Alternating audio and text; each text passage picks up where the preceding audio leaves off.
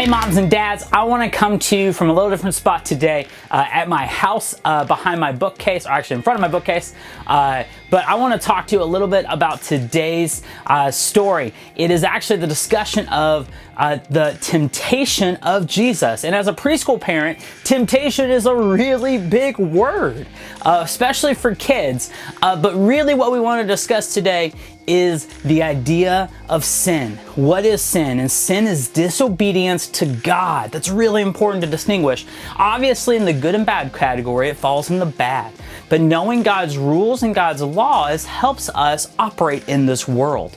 This world was built by Him for us. So God wants the best for us to operate in this world. So understanding sin or disobedience to God is often the center point to us having success in His kingdom here. That's not worldly success or even our own success, but that is in His eyes, which is so important as we continue to grow as Christians, as your children continue to walk on their faith journey.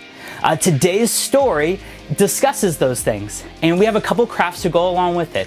There's also a couple activities. Be sure to do the activities. I think it would be really important just to kind of see where your kid's at. There's even like a listing of sins. You might see where a kid might or may not miss that. But even when you're talking to them later, you may have the natural progression to discuss those things in terms now of sin, of obeying or disobeying God. Always draw it back to the Bible. Always draw it back to those things, not just because mom and dad said so, but because God said so in His Word. And we know that because we're going to open our Bibles while we watch the story or talk about the story. So be sure to check those things out. Plus, you're going to build the temple out of Legos, right? Super cool. Duplos are fine, obviously okay and improved.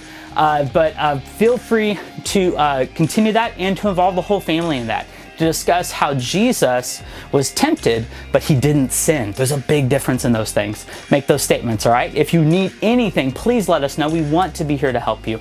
A few have already reached out, and we joyously join them in helping understand the lesson more. So if you have any questions, let us know. Thanks and have a great day.